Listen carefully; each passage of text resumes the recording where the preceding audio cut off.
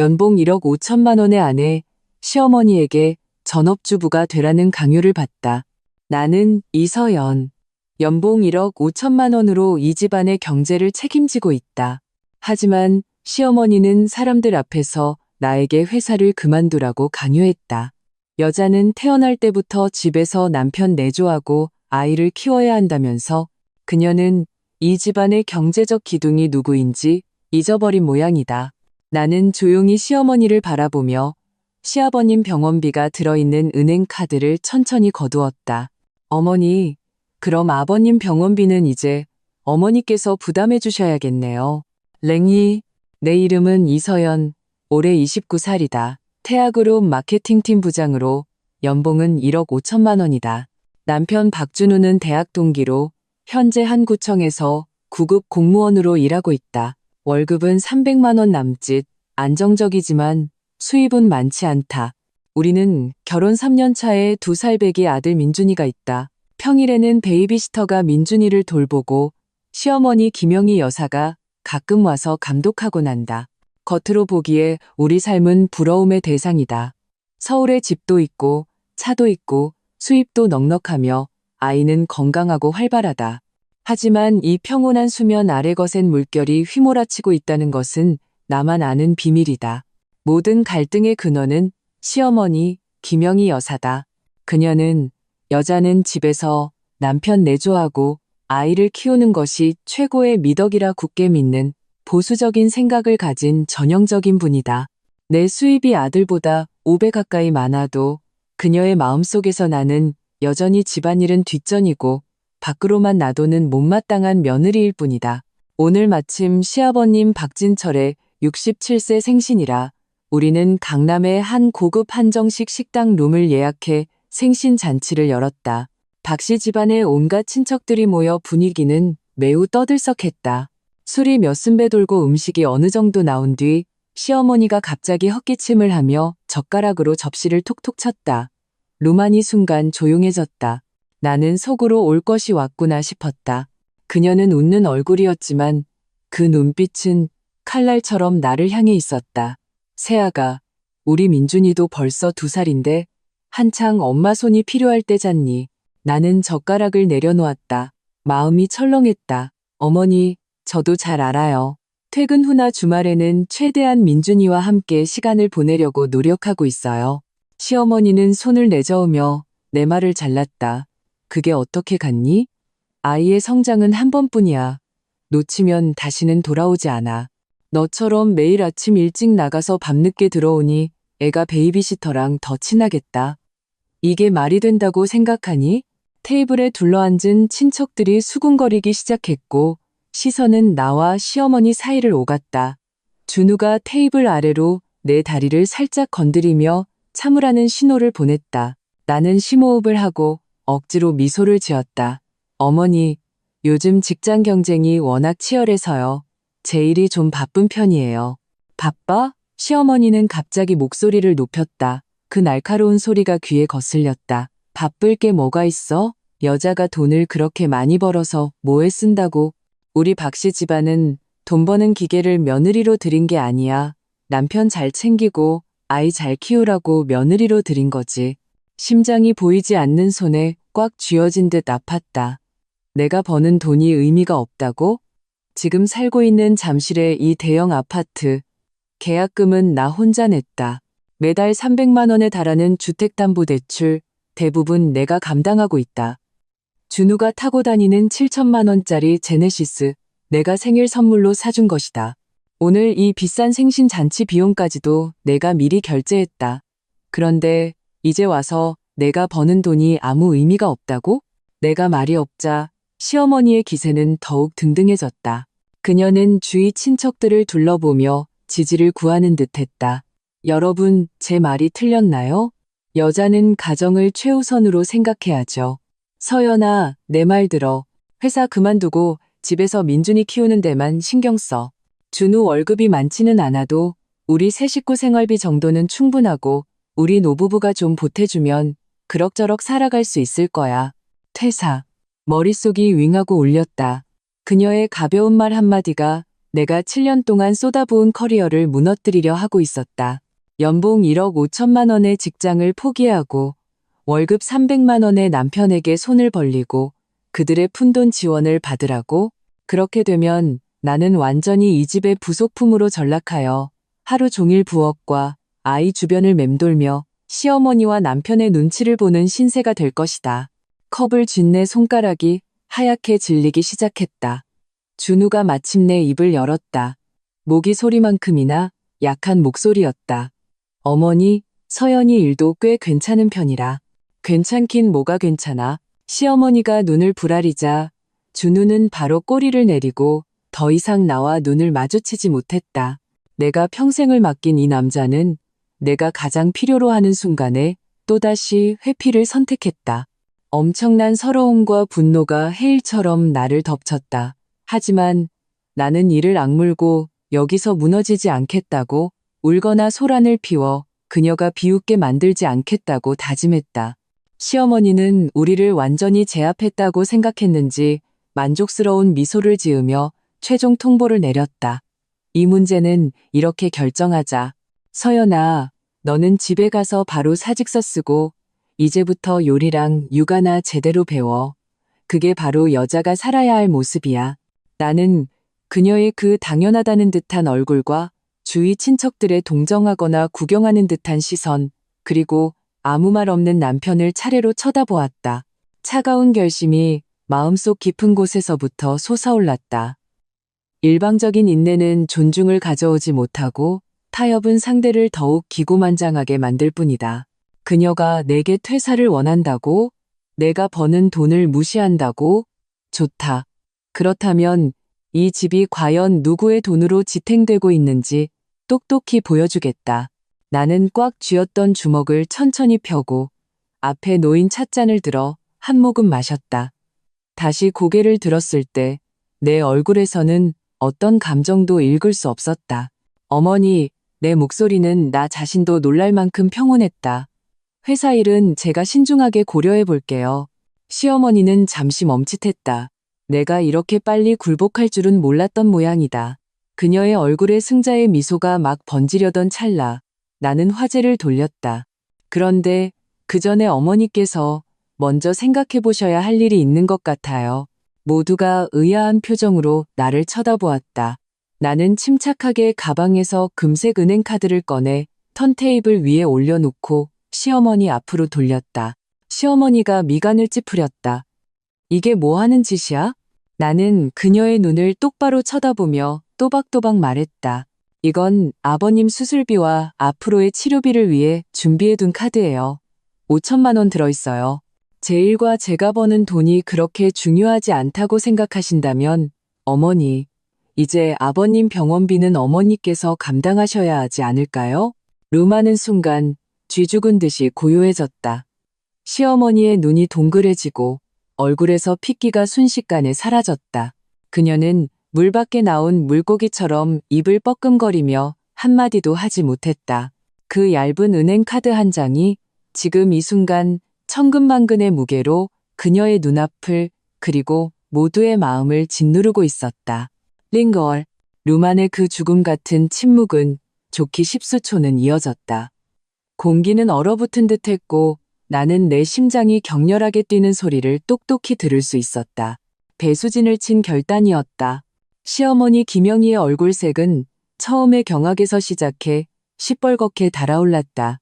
그녀는 마치 꼬리를 밟힌 고양이처럼 자리를 박차고 일어났고 그 바람에 그릇들이 요란한 소리를 내며 흔들렸다. 이서연, 너 지금 이게 무슨 뜻이야? 그녀의 목소리는 천장을 뚫을 듯 날카로웠다. 지금 나를 협박하는 거니? 내 시아버지 병원비를 가지고 날 협박해? 친척들은 마침내 얼어붙었던 상태에서 깨어나 서로 얼굴을 마주보며 수군거리기 시작했다. 눈에는 믿을 수 없다는 표정과 흥미진진한 구경거리라는 표정이 뒤섞여 있었다. 영희야, 진정해. 서연이가 그런 뜻이 아닐 거야. 한먼 친척 아주머니가 중재에 나섰다. 그런 뜻이 아니면 무슨 뜻인데? 시어머니는 조금도 물러서지 않았다. 손가락이 내 코앞까지 날아올 기세였다. 진철 씨는 내 시아버지야. 그 사람 병을 네가 아니면 누가 고쳐줘? 이건 며느리로서 네 책임이라고. 책임, 또 책임이었다. 돈 벌어 가족을 부양하는 것은 언급해서는 안 될 내 책임이고 남편과 아이를 돌보는 것은 반드시 이행해야 할 내 책임이며 이제는 거액의 병원비를 지불하는 것까지 내 책임이 되었다. 나는 그녀가 길길이 날뛰는 모습을 보며 마음속에 차가운 결심을 더욱 굳혔다. 나는 심지어 희미하게 미소까지 지었다. 죄겨운 약간 굳어 있었지만 어머니, 흥분하지 마세요. 제가 어떻게 감히 어머니를 협박하겠어요. 저는 그저 갑자기 깨달은 바가 있어서 그래요. 나는 잠시 말을 멈추고 식탁 위에 화려한 음식들과 창백하게 질린 준우의 얼굴을 훑어본 뒤 다시 시어머니에게 시선을 고정했다. 어머니 말씀이 100번 맞아요.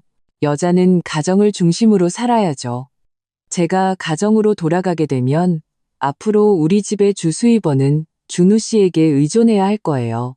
그 사람 월급으로는 우리 세 식구 먹고 살기도 빠듯할 텐데 아버님 수술이며 치료비는 엄청난 돈이잖아요. 앞으로 재활비용은 또 밑빠진 독이 될 거고요. 저희 작은 가정만으로는 도저히 감당할 수 없어요.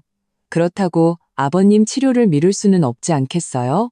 그러니 이 무거운 짐은 당연히 어머니께서 짊어지셔야죠. 어머니와 준우 씨는 모자지간이니 아들의 어려움은 곧 어머니의 어려움이잖아요. 제 말이 맞죠? 내 말투는 차분했고 논리는 명확했다.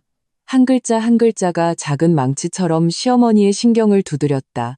그녀는 내가 그녀의 논리를 그대로 되돌려주자 말문이 막힌 듯 가슴을 격렬하게 들썩이며 나를 가리키는 손을 부들부들 떨었다. 너 반란이라도 일으키는 거야? 정말 반란이야. 박준우, 너는 네가 얻으니 좋은 마누라 좀 봐라. 내 엄마를 이렇게 괴롭히고 내 아버지 생사를 내팽개치는 꼴을 그냥 보고만 있을 거야? 모든 사람의 시선이 순간적으로 준우에게 쏠렸다. 그는 마치 불 위에 올려진 오징어처럼 이마에 땀을 뻘뻘 흘리며 나와 자기 엄마를 번갈아 쳐다보았다. 입술을 떨며 한참 동안 제대로 된 문장 하나를 내뱉지 못했다. 어머니, 서연아, 그만들 하세요. 아버님도 여기 계시잖아요. 그렇다. 시아버지 박진철은 여전히 상석에 앉아 계셨다. 싸움이 시작된 이후로 그는 줄곧 고개를 숙인 채 한마디도 하지 않았다. 병 때문인지 아니면 이 난처한 상황 때문인지 얼굴은 잿빛이었다. 시어머니는 준우의 이 한심한 모습에 기가 막혀 넘어갈 뻔했다. 그녀는 획 나를 돌아보며 악독한 눈빛을 보냈다. 좋아, 이서연. 아주 날개가 돋았구나. 그렇지? 이 돈 내가 안 내겠다. 이거지? 그래, 우리 박씨 집안. 너한테 구걸 안 해. 너 같은 돈줄 없다고 우리가 굶어 죽을 것 같아? 준우야, 가자. 아버지 모시고 집으로 가. 이 병, 우리 안 고쳐. 정 안 되면 나 늙은이가 그 사람 따라가지. 뭐. 그녀는 시아버지를 잡아 끌려 했고 현장은 순식간에 아수라장이 되었다. 친척들이 급히 일어나 말리는 사람, 설득하는 사람으로 나뉘었. 영희야, 무슨 말을 그렇게 해. 진철 씨 병을 어떻게 안 고쳐. 그래, 화가 나도 목숨 가지고 농담하는 거 아니야. 세아가, 너도 한마디 해봐. 다 한 가족인데 왜 이렇게까지 해야 해? 나는 그 자리에 미동도 않고 앉아 있었다. 시어머니가 직접 불을 지피고 이제는 행패를 부려 국면을 전환하려는 이 소동을 지켜보며 내 마음은 점점 더 단단해져 갔다. 나는 이것이 시작에 불과하다는 것을 알았다. 그녀는 결코 나를 퇴사시키려는 생각을 쉽게 포기하지 않을 것이고 시아버지의 병원비를 실제로 책임질 리도 만무했다. 그녀는 그저 도박을 하고 있을 뿐이었다. 내가 마음이 약해질 것이라고, 주위 사람들의 시선을 의식할 것이라고, 표라는 압박에 굴복할 것이라고. 안타깝게도 그녀는 잘못 짚었다. 내가 그 카드를 꺼내는 순간 다시 걷어들일 생각은 추호도 없었다. 준우는 결국 자기 엄마를 따라 나서지 못했다. 내 눈빛 하나에 그 자리에 얼어붙었다. 시어머니는 계속 기침하는 시아버지를 부축하며 혼란과 설득의 소용돌이 속에서 분연히 자리를 떴다. 떠나기 전 그녀는 내게 지독한 원망이 담긴 눈빛을 던졌다. 룸문이 쾅 소리를 내며 닫혔고 바깥의 소란을 차단하는 동시에 나와 그 집안의 마지막 남은 온기마저 끊어버리는 듯했다. 남아있던 친척들은 복잡한 표정으로 나를 보다가 하나둘씩 핑계를 대고 자리를 떴다. 마침내 엉망이 된 식탁 앞에는 나와 준우 단둘만 남았다. 무거운 침묵이 우리 사이를 짓눌렀다. 한참 후에야 준우가 쉰 목소리로 입을 열었다. 애원하는 듯한 말투였다. 서연아, 당신 아까 너무 심했던 거 아니야? 그래도 우리 아버지인데 어떡해. 나는 고개를 돌려 그를 조용히 응시했다. 내가 한때 평생을 의지할 수 있다고 믿었던 이 남자를, 그의 눈 속에 담긴 나약함과 원망을, 마음속 마지막 온기마저 완전히 식어버렸다. 심했다고? 나는 이 두 글자를 나지막이 읊조렸다. 너무나도 아이러니하게 들렸다. 박준우, 당신 엄마가 모든 친척 앞에서 연봉 1억 5천만 원 버는 아내에게 퇴사하고 전업주부가 되라고 윽박지를 때 당신은 그게 심하다고 생각했어? 그녀가 내 커리어를 폄하하고 내 자존심을 짓밟을 때 그게 심하다고 생각했어? 당신이 겁쟁이처럼 찍소리도 못하고 있을 때 그건 심하다고 생각 안 했어? 이제 내가 똑같은 문제를 똑같은 논리로 당신 집에 되돌려주니 그제야 심하다고 느껴? 내 목소리는 높지 않았지만 차가운 바늘처럼 하나하나 그의 심장을 찔렀다. 준우의 얼굴이 불그락푸르락해지더니 부끄러움에 고개를 숙이고 더 이상 한마디도 하지 못했다. 나는 가방을 들고 일어섰다. 가자, 집에 가. 나 내일 출근해야 해. 어차피 이 집에서 내일은 아무 의미 없지만 그래도 기댈 곳이라곤 거기밖에 없네. 나는 먼저 룸을 나섰다. 뒤돌아보지 않았다. 등 뒤에 준우의 얼굴이 분명 엉망진창일 것을 알았다. 그리고 시어머니 김영희가 결코 순순히 물러나지 않을 것. 전쟁은 이제 막 서막을 열었을 뿐이고 나는 이미 싸울 준비를 마쳤다. 다만 그녀의 반격이 이렇게나 빠르고 이렇게나 저열할 줄은 미처 몰랐다. 링산, 그날 생신 잔치가 파국으로 끝난 후 집안은 기이한 냉전 상태에 빠졌다. 준우가 몇 번 대화를 시도했지만 나는 적당히 둘러대며 피했다. 내가 그에게 기회를 주지 않은 것이 아니다. 식탁에서 그의 어머니가 나를 공격할 때 그가 나서서 서연이의 커리어는 중요해요. 우리 집에 꼭 필요합니다라고 단 한마디만 분명하게 말해줬더라면 상황은 이 지경까지 오지 않았을지도 모른다. 하지만 그는 그러지 않았다. 그는 침묵을, 방관을 선택했다. 심지어 잠재의식 속에서는 여자는 가정으로 돌아가야 한다는 어머니의 논리에 동조했을지도 모른다. 그렇다면 이제는 사실로 말할 때다. 이 집이나 이서연의 수입 없이 과연 돌아갈 수 있는지. 시어머니 쪽은 뜻밖에도 며칠 동안 조용했다. 전화 폭탄도 집으로 찾아와 오는 소동도 없었다. 그녀의 평소 스타일과는 맞지 않았다. 사건이 평범하지 않으면 반드시 요사스러운 일이 있다더니 역시나 금요일 오후였다. 내가 신규 프로젝트 입찰 제안서를 한창 준비하고 있을 때 전화가 울렸다. 준우의 사촌 동생 지민이었다. 나와 지민이는 사이가 좋은 편이다. 그녀는 나보다 2살 어리고 성격이 시원시원하며 작은 회사에서 행정 업무를 보고 있다. 전화를 받자마자 그녀의 목소리가 다급하게 들려왔다. 형님, 큰일 났어요. 사고 쳤어요. 나는 가슴이 철렁했다. 첫 번째 생각은 시아버님의 병세가 악화되었다는 것이었다. 무슨 일이야? 천천히 말해봐. 저희 외숙부 말고요. 외숙모요. 그분이 형님 회사로 쳐들어갔어요. 피가 머리 꼭대기까지 솟구치는 기분이었다. 뭐라고? 우리 회사에는 왜? 저도 잘 몰라요. 방금 저희 엄마한테 들었는데 외숙모가 사람들 붙잡고 형님이 불효막심하다고 외숙부 생사도 돌보지 않고 병원비도 안 내고 심지어 늙은 노인네한테 돈 내라고 윽박질렀다고 울면서 하소연하고 다닌대요. 저희 엄마도 거의 믿을 뻔했대요. 혹시 형님 회사에서도 그러고 있는 거 아니에요? 나는 벌떡 일어섰다. 사무실 의자가 뒤로 밀리며 날카로운 소리를 냈다. 주위 동료들이 놀라 나를 쳐다봤다. 나는 솟구치는 분노를 억누르며 목소리를 낮췄다. 알았어. 알려줘서 고마워, 지민아. 전화를 끊자 손가락이 차갑게 식어 거의 휴대폰을 줄 수 없었다. 김영희, 당신 정말 대단하다. 정면으로 부딪힐 용기는 없으니 비열한 수를 쓰는구나. 여론으로 나를 압박해서 내 평판을 더럽혀서 굴복시키려는 속셈이지. 나는 심호흡을 하며 억지로 냉정을 되찾았다. 휴대폰을 빠르게 확인했지만 부재중 전화도 안내 데스크에 연락도 없었다. 아직 위층까지 소란이 번지지는 않은 모양이다. 아마 로비나 아니면 아예 회사 정문 앞에 있을지도 모른다. 어디에 있든 즉시 막아야 한다. 나는 휴대폰과 사원증을 챙겨 엘리베이터로 향했다. 심장이 미친 듯이 뛰었다. 두려워서가 아니라 분노 때문이었다. 가장 비열한 수단으로 내 영역을 침범당한 분노. 직장은 나의 마지막 보루이자 내가 발딛고 서 있는 기반이다. 감히 그곳을 짓밟다니. 엘리베이터가 한층 한층 내려가는 매 순간이 영원처럼 느껴졌다. 머릿속으로는 대응책을 빠르게 계산했다. 절대로 회사 안에서 소란을 피우게 둘 수는 없다. 최대한 빨리 그녀를 데리고 나가야 한다. 내 업무와 이미지에 영향을 끼치게 해서는 안 된다. 띵! 엘리베이터가 1층에 도착했다. 문이 열리자마자 익숙하면서도 귀에 거슬리는 목소리가 들려왔다. 울음 섞인 목소리였지만 기운은 넘쳤다. 아이고, 내 팔자야. 힘들게 아들 키워서 이런 며느리를 얻다니. 돈 많으면 뭐해요? 마음이 시커먼데.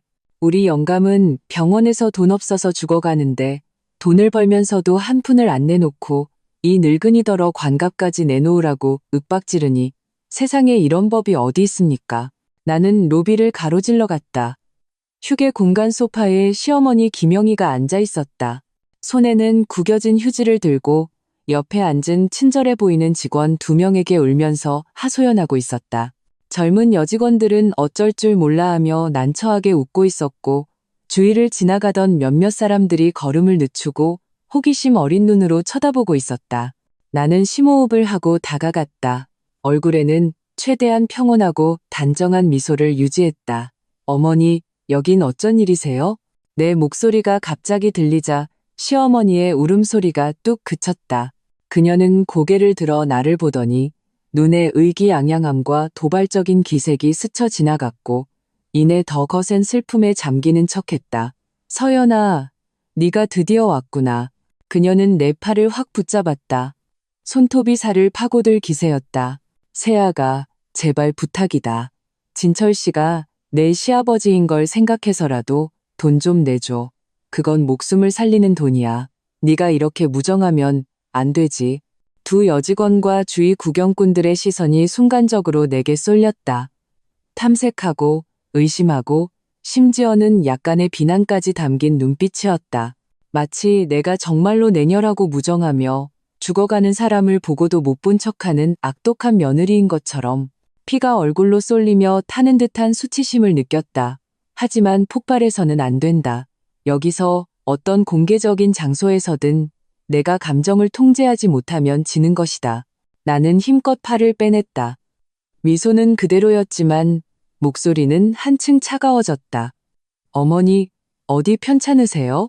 뭘 착각하신 것 같은데 아버님 병원비는 저희가 이미 다 상의했잖아요. 어머니랑 준우 씨가 책임지기로 하고 저는 걱정 말고 일에만 집중하라고 하셨으면서 갑자기 저희 회사까지 오셔서 이런 말씀을 하시면 어떡해요? 나는 몇 마디 말로 가볍게 책임을 떠넘기고 그녀의 행동이 부적절했음을 지적했다. 시어머니는 내가 이렇게 침착하게 반격할 줄은 몰랐던 듯 잠시 멍해 있더니 이내 더 서럽게 울부짖었다. 거짓말. 내가 언제 그런 말을 했다고. 어머니, 나는 목소리를 조금 높이며 그녀의 말을 끊었다. 날카로운 눈빛으로 그녀를 쳐다보았다. 여기는 제가 일하는 곳이에요. 우리 집안일은 집에 가서 이야기해요. 네? 이러시면 제 업무에 지장이 생겨요. 제가 직장에서 잘리면 수입이 끊기면 그때는 정말로 아버님 병원비를 낼 방법이 없게 되잖아요. 안 그런가요? 나는 일부러 수입과 병원비라는 단어를 힘주어 말했다. 그녀에게 그리고 주위에서 귀를 쫑긋 세우고 듣고 있는 모든 사람에게 이 거액의 병원비를 실제로 지불하고 있는 사람이 누구인지를 상기시키기 위함이었다.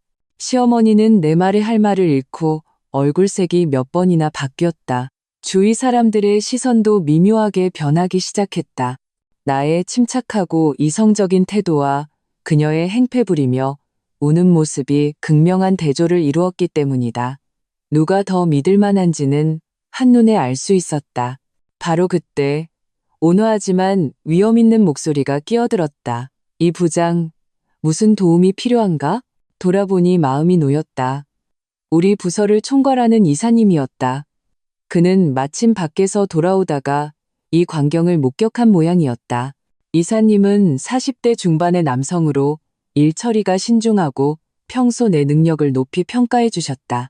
그는 분명히 이 상황의 곤란함을 눈치채고 직접 나서서 해결해 주려 한 것이다. 나는 즉시 그 기회를 잡았다. 이사님, 죄송합니다. 집안일로 소란을 피웠네요. 나는 이사님과 주위 사람들에게 미안하다는 듯 웃어 보였다. 저희 어머니께서 몸이 좀 안 좋으셔서 약간 착각을 하셨나 봐요. 제가 모시고 바로 가보겠습니다. 이사님은 고개를 끄덕이며 의미심장한 눈빛으로 시어머니를 쳐다보았다. 필요하면 기사를 부르게. 감사합니다. 이사님, 괜찮습니다. 제가 처리할 수 있습니다. 시어 어머니는 리더처럼 보이는 사람이 나타나자 기세가 한풀 꺾여 더 이상 큰 소리로 울지 못하고 입을 다물었다. 나는 그녀의 팔을 단단히 잡았다. 그녀가 뿌리칠 수 없을 만큼 힘을 주면서도 얼굴에는 여전히 단정한 미소를 유지했다. 어머니, 가시죠. 집에 가서 이야기해요. 나는 거의 반강제로 그녀를 소파에서 일으켜 회사 정문으로 빠르게 걸어갔다. 등 뒤로 꽂히는 시선들이 따가웠다. 오늘 일은 결코 쉽게 넘어가지 않을 것이고 회사 내에서 온갖 버전으로 떠돌며 누군가의 안주거리가 될 것임을 알았다. 하지만 이제는 상관없었다. 사람이 마지막 남은 체면까지 버렸을 때 더 이상 신경 쓸 것이 무엇이 있겠는가.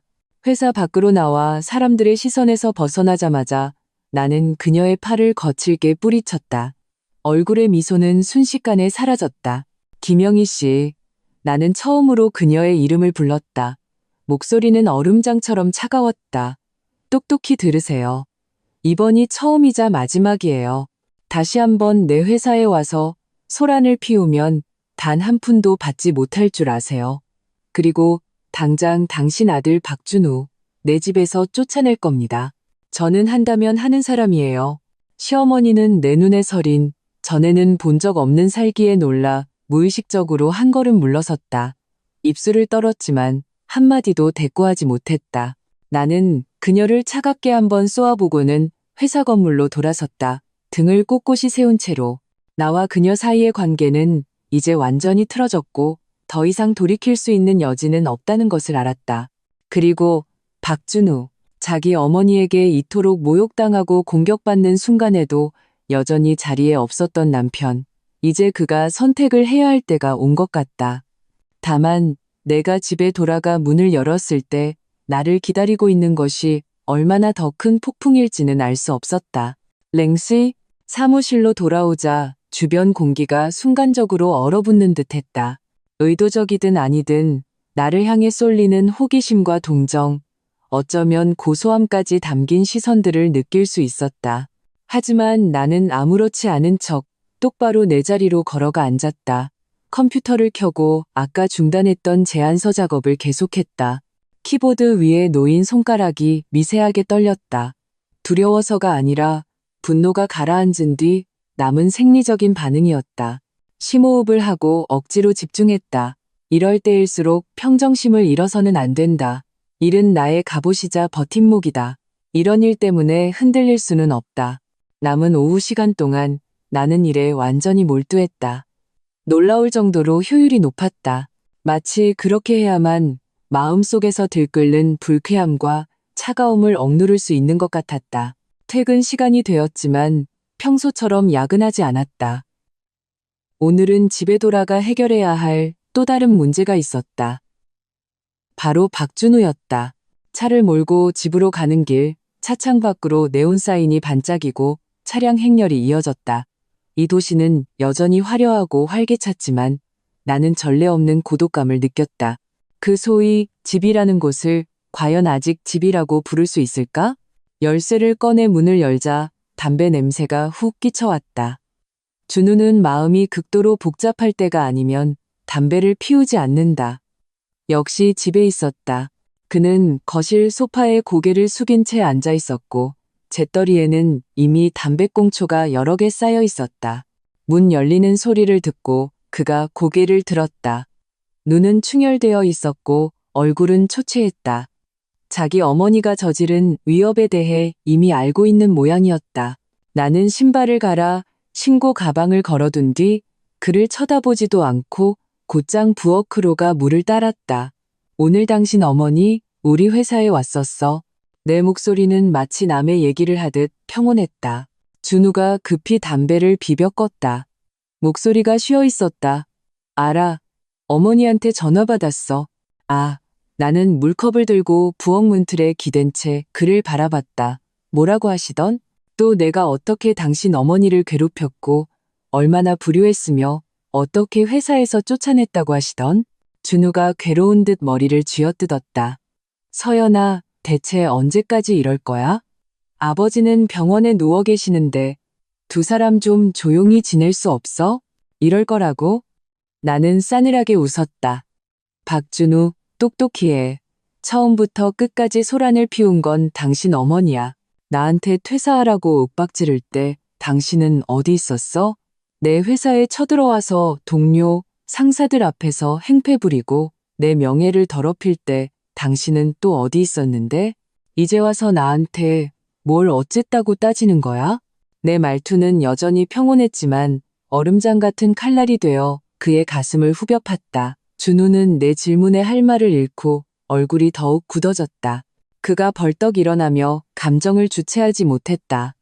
그래, 나 무능해. 큰돈도 못 벌고 이 집 제대로 책임지지도 못해. 그래서 우리 엄마가 날 무시하고 당신도 날 무시하는 게 당연하지.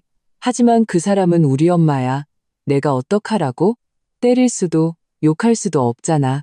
당신이 좀 참아주면 안 돼? 원래 그런 성격인 거 알잖아. 당신이 좀 져주면 어디 덧나? 져주라고? 나는 이 세 글자를 되뇌었다.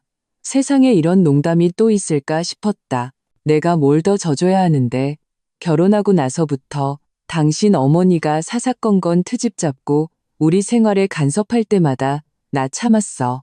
내가 일 때문에 바빠서 집안일 소홀히 한다고 불평할 때도 참았어.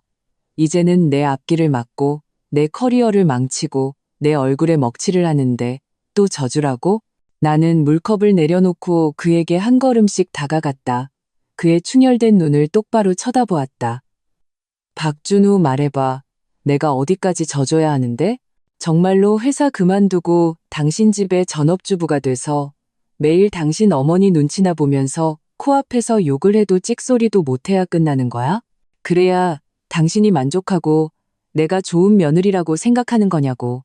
준우는 내 추궁에 뒷걸음질 치며 시선을 피했다. 난 그런 뜻이 아니었어. 그럼 무슨 뜻인데? 오늘 확실하게 말해. 이 집에서 당신 어머니와 나 둘 중 누구를 선택할 건지. 당신 어머니가 항상 옳고 그분 말을 들어야 한다고 생각하면 지금 당장 짐 싸서 어머니 댁으로 가. 가서 효도 실컷 해. 우리 이혼하자. 만약 아직 내가 당신 아내라고 생각하고 우리 가정을 지키고 싶다면 당신 태도를 보여줘. 당신 어머니한테 가서 똑똑히 말해. 내 일은 중요하고 이 집에는 내가 필요하다고. 누구든 다시는 내 회사에 와서 소란 피우지 말라고.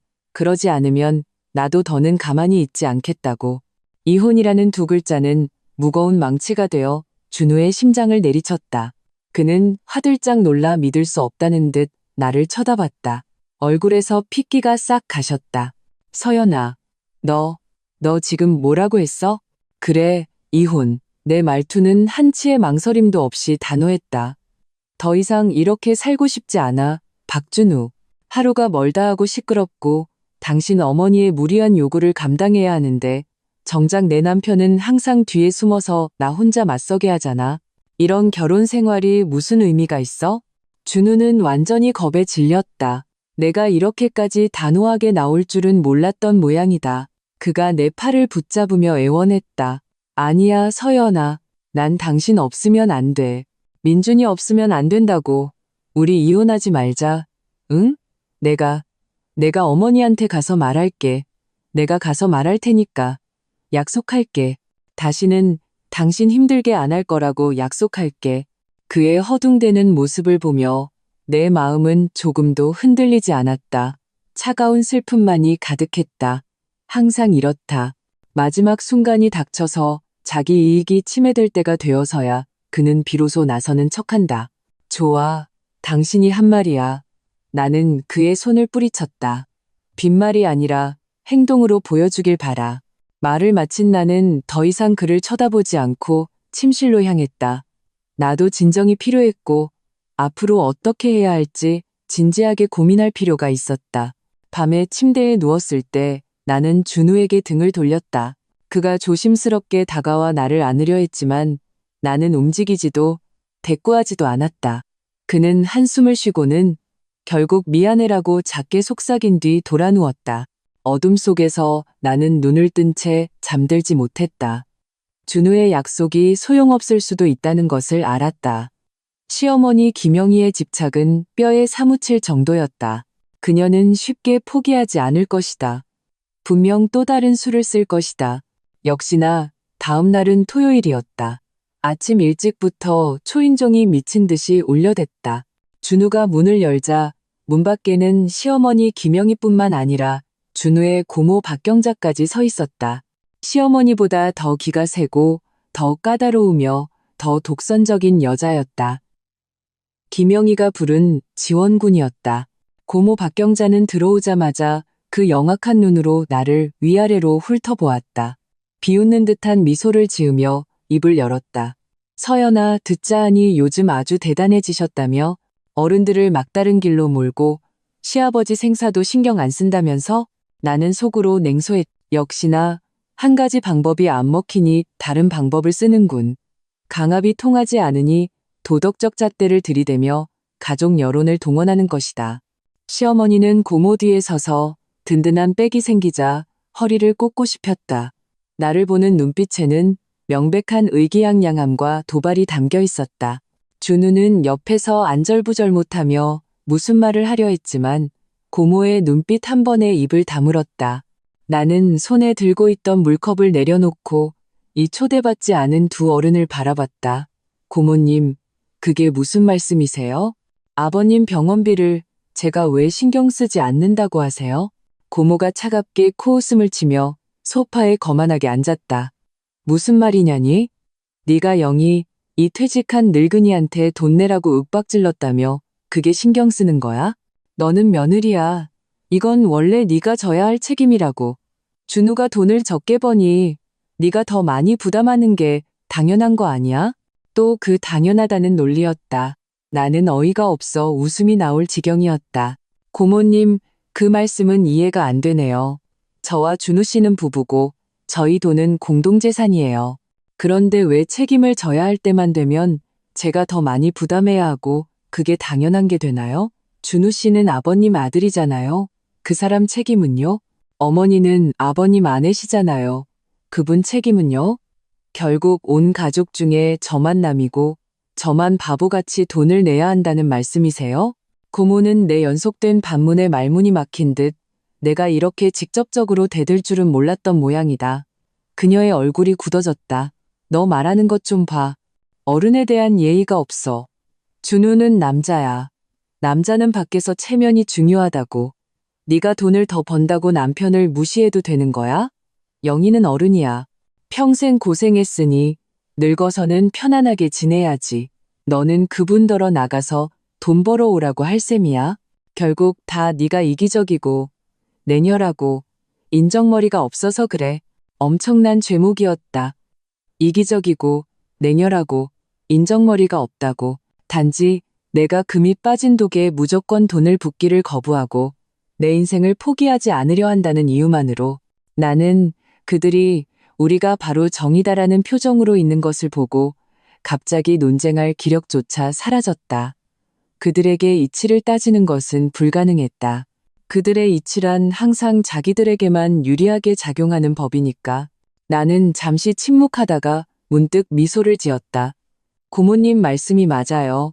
아마 저는 정말 이기적인가 봐요. 그래서 더 이상 이기적으로 굴면서 여러분께 폐를 끼치지 않기 위해서 제가 결심한 게 있어요. 나는 잠시 말을 멈췄다. 내가 굴복할 것이라 기대하며 순간적으로 밝아지는 그들의 눈빛을 보며 천천히 말했다. 그냥 박준우 씨와 이혼하려고요.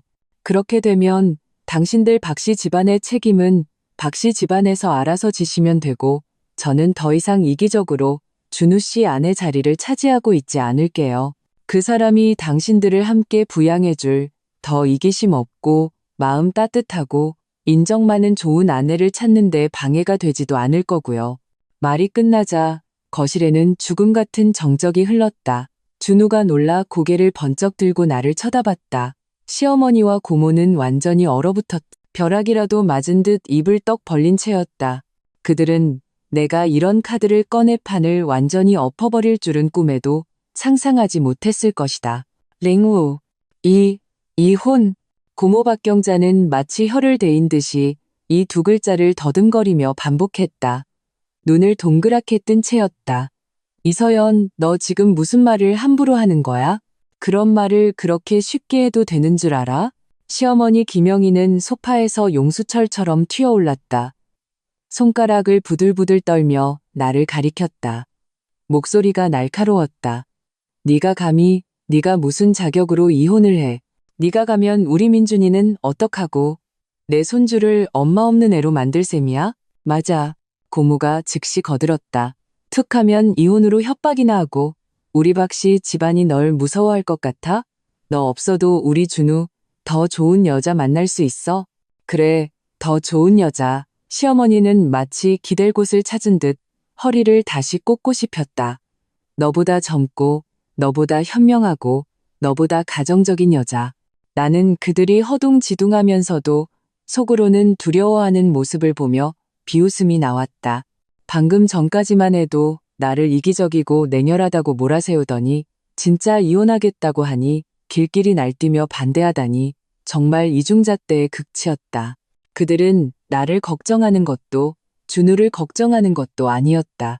그들이 걱정하는 것은 내가 떠나면 누가 그 엄청난 주택담보대출을 갚고 누가 시아버지의 비싼 병원비를 내며 누가 지금의 이것 보기만 번지르르한 생활을 유지해 줄 것인가 하는 점이었다. 나는 입꼬리를 올려 운기 없는 미소를 지었다. 제가 왜 못해요? 이 집 제가 결혼 전에 산 거고 계약금도 제가 냈어요. 대출금 대부분도 제가 갚고 있고요. 차도 제가 샀고 집안 살림 대부분 제가 벌어서 해결했어요. 이혼하면 저는 민준이 데리고 나갈 거예요. 당신들 박씨 집안에 뭐가 남죠? 아, 맞다. 아버님의 그 끝없는 병원비 청구서가 남겠네요. 마침 준우 씨의 다음 더 젊고 더 현명하고 더 가정적인 새아내가 감당하기에 딱 좋겠네요. 내 말은 차가운 현실이 되어 그들의 뺨을 후려쳤다. 시어머니와 고모의 얼굴이 순식간에 새하얗게 질렸다. 그들은 잊고 있었거나 혹은 애써 무시했던 가장 기본적인 사실을 깨달은 것이다. 경제적 기반이 가정 내에서의 지위를 결정한다는 것을. 나, 이서연이 없으면 박씨 집안은 즉시 원래의 모습으로 돌아가거나 심지어 더 깊은 공경에 빠질 것이다. 준우는 옆에서 잿빛 얼굴로 입술을 떨며 마침내 울부짖었다. 안 돼. 나 이혼 안 해. 서연아, 내가 잘못했어. 내가 잘못한 거 알아. 그는 달려와 내 손을 잡으려 했지만 나는 차갑게 피했다. 어머니, 고모 그만 좀 하세요. 제발요. 그는 이제 자기 엄마와 고모를 향해 애원했다. 목소리에는 울음이 섞여 있었다. 이 집 깨지면 안 돼요. 난 서연이 없으면 안 된다고. 아버지 병도 고쳐야 하잖아요. 돈은 우리가 천천히 어떻게든 해볼게요. 서연이 좀 그만 괴롭히세요. 네? 이 순간 준우의 무너짐과 애원은 오히려 시어머니와 고모의 기세를 꺾는 마지막 지푸라기가 되었다. 그들은 자기 아들, 조카의 이 한심한 모습을 보고 나의 차갑고 단호한 표정을 보며 마침내 내가 농담하는 것이 아님을 깨달았다. 나는 정말로 떠날 수 있는 사람이었다. 내가 떠나면 모든 란탄즈, 모든 빚은 박씨 집안 머리 위로 떨어질 것이다. 시어머니는 마치 모든 기운을 빼앗긴 듯 소파에 주저앉았다. 눈빛은 멍했고 더 이상 방금 전의 기세는 찾아볼 수 없었다. 고모도 더 이상 할 말이 없는지 입을 다물고 시선을 피하며 나를 쳐다보지 못했다. 거실에는 준우의 억눌린 흐느낌만이 남았다. 나는 이 소동이 막을 내리는 것을 차갑게 지켜보았다. 마음은 조금도 가볍지 않았다. 끝없는 피로감과 슬픔만이 밀려왔다. 얼마나 우스운가. 얼굴을 찢고 판을 엎고 가장 추악한 현실을 눈앞에 들이밀어야만 그들은 겨우 정신을 차리는 신용이라도 한다. 하지만 나는 이것이 끝이 아님을 알았다. 잠시 멈춤 버튼이 눌렸을 뿐이다. 시어머니는 한참 동안 침묵하다가 마침내 고개를 들었다. 나를 보는 눈빛은 극도로 복잡했다. 원망과 불만이 가득했지만 그보다 더 큰 것은 어찌할 수 없는 두려움이었다. 그녀가 입을 열었다. 목소리는 마르고 갈라져 있었다. 그래, 이서연, 네가 대단하다. 네가 이겼어. 직장 다니고 싶으면 다녀. 나 이제 너한테 강요 안 할게. 그녀는 이 말을 하며 온 힘을 다 쓴 듯 완전히 기가 죽어버렸다. 이것은 변형된 굴복이었지만 결코 진심이 아니라는 것을 나는 알았다. 단지 상황에 떠밀린 일시적인 후퇴일 뿐 나는 승리의 기쁨을 느끼지 못했다. 어머니, 이건 누가 이기고 지는 문제가 아니에요. 나는 평온하게 입을 열었다. 저는 단지 모두가 현실을 직시하길 바랐을 뿐이에요. 이 집은 제 수입이 필요하고 아버님 병은 더더욱 돈이 필요해요. 저를 내쫓는 것은 누구에게도 좋은 일이 아니에요. 시어머니는 고개를 숙이고 더 이상 말을 하지 않았다. 고모는 안절부절 못하다가 핑계를 대고 슬그머니 떠났다. 한바탕 소동은 일단락된 듯 보였다. 준우가 충혈된 눈으로 나를 안으려 했지만 나는 다시 한번 그를 밀어냈다. 나 피곤해. 혼자 있고 싶어. 나는 침실로 들어가 문을 닫았다. 문 밖에서는 시어머니의 억눌린 울음소리와 준우의 낮은 위로 소리가 들려왔다. 나는 문에 기댄 채 눈을 감았다. 눈물이 마침내 참지 못하고 흘러내렸다. 슬퍼서가 아니라 깊은 무력감 때문이었다. 왜 꼭 이렇게까지 살아야 하는 걸까? 왜 멀쩡했던 가정이 이토록 계산적이고 차가워져야만 했을까? 그날 이후 집안 분위기는 얼음장처럼 차가워졌다. 시어머니는 많이 조심했고 더 이상 노골적으로 퇴사를 강요하지 않았다. 하지만 눈 속의 원망은 조금도 줄지 않았다. 준우는 조심스러워하며 관계를 회복하려 애썼지만 내 마음의 균열은 이미 회복하기 어려웠다. 우리는 마치 한 지붕 아래 사는 낯선 사람 같았다. 나는 더욱 일에 매달렸다. 오직 일만이 내게 성취감과 안정감을 주었다. 시아버님의 수술 날짜가 다가왔고 병원에서 온 진료비 납부 독촉장이 다시 집으로 배달되었다. 이번에는 시어머니가 예전처럼 당연하다는 듯이 내게 청구서를 던지지 않았다. 그녀는 그 얇은 종이를 들고 손을 약간 떨었고 얼굴은 어두웠다. 준우는 그녀를 보고 또 나를 보며 말을 망설였다. 나는 시험의 순간이 다시 왔음을 알았다. 시어머니는 한참 동안 침묵하다가 결국 마지막 희망과 미세한 애원을 담은 눈빛으로 나를 바라보았다. 서연아, 이 돈. 나는 그녀가 무슨 말을 하고 싶은지 알았다. 그녀는 여전히 내가 이 돈을 내주길 바라고 있었다. 그녀의 이전의 후퇴는 단지 나를 안정시키기 위한 것이었지 진심으로 인정한 것이 아니었다. 나는 그녀를 보며 마음속은 평온했다.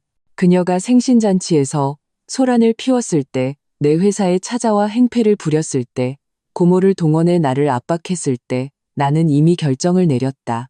나는 다가가 그녀의 손에서 진료비 청구서를 받았다. 적지 않은 금액이었다. 시어머니와 준우의 눈이 반짝 빛났다. 내가 타협했다고 생각한 모양이다. 하지만 나는 단지 자세히 한번 본 뒤 평온하게 청구서를 접어 시어머니 손에 다시 쥐어주었다. 그들이 어리둥절한 눈으로 쳐다보는 가운데 나는 지갑을 꺼내 은행 카드 한 장을 꺼냈다. 그 카드를 본 시어머니의 눈이 순간적으로 커지고 호흡이 가빠졌다. 그녀는 그 카드를 알아봤다. 바로 생신 잔칫날 내가 꺼냈던 5천만 원이 든 그 카드였다. 그녀는 내가 벌써 치웠을 거라 생각했지만 내가 계속 가지고 다닐 줄은 몰랐던 것이다. 그녀의 마음속에 희망이 다시 타올랐다. 준우도 긴장하며 나를 쳐다봤다. 나는 그 차가운 카드를 만지작거리며 고개를 들어 시어머니를 쳐다봤다. 말투는 아무런 감정 없이 담담했다. 어머니, 이 카드에 든 돈은 원래 아버님을 위해 준비했던 거예요. 시어머니의 목이 움직였다. 눈빛은 그 카드에 고정되어 있었다. 하지만 나는 화제를 돌렸다. 지금은 드릴 수 없어요. 시어머니의 얼굴이 순식간에 굳어졌다. 왜? 그녀가 소리쳤다. 나는 그녀의 눈을 보며 또박또박 분명하게 말했다. 못 믿으니까요. 이 돈을 어머니께 드리면 정말로 전부 아버님 치료에 쓰일지 아니면 어머니께서 다른 곳에 쓰실지 심지어 다른 사람. 예를 들어 요즘 갑자기 최신 스마트폰으로 바꾼 변변한 직업도 없는 그 조카에게 주실지 제가 어떻게 알겠어요?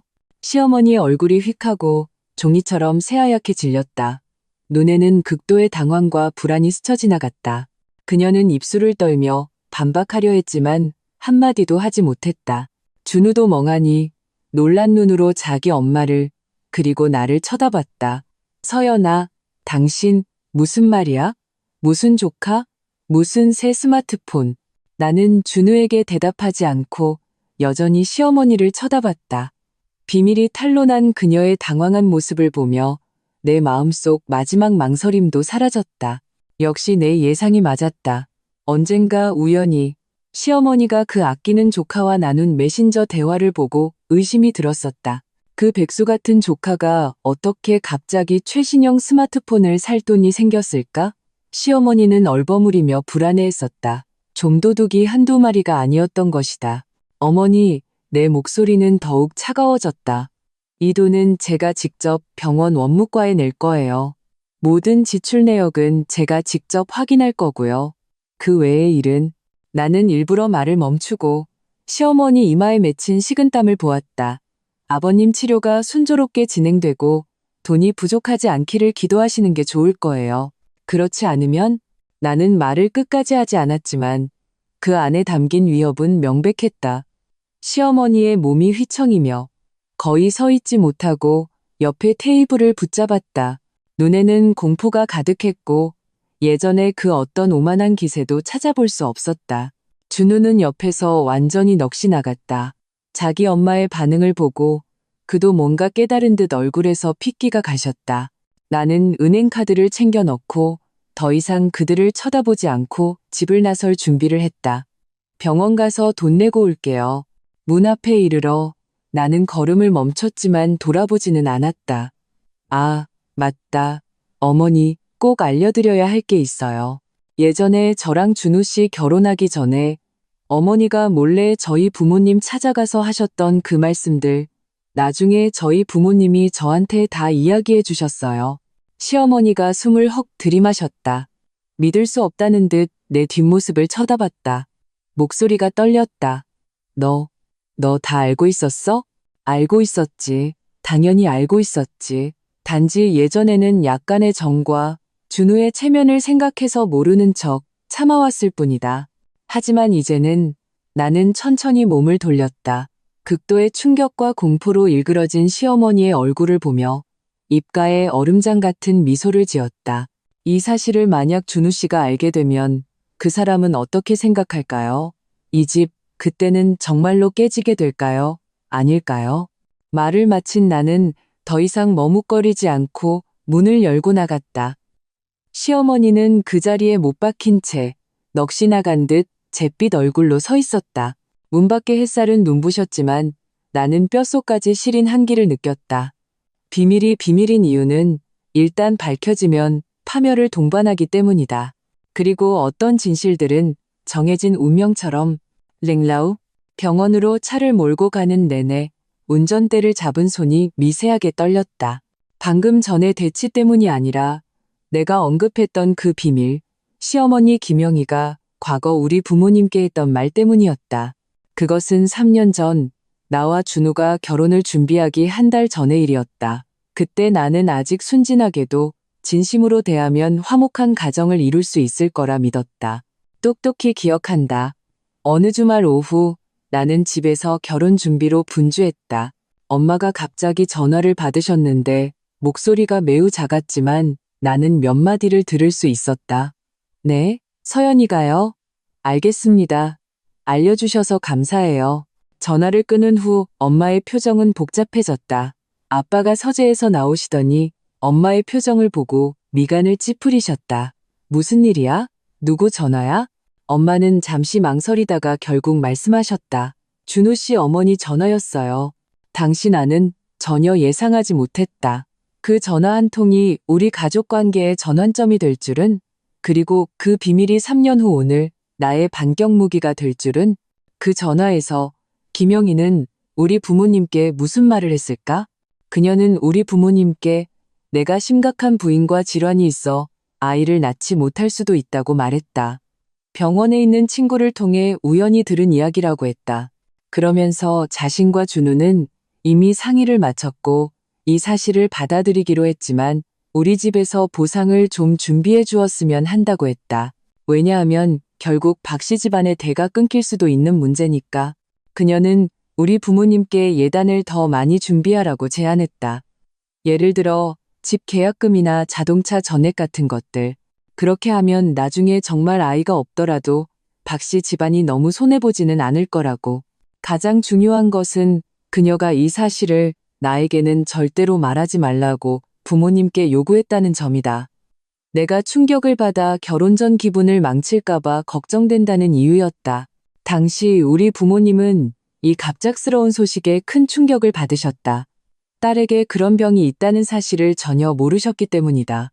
왜냐하면 나는 그런 병이 없었으니까.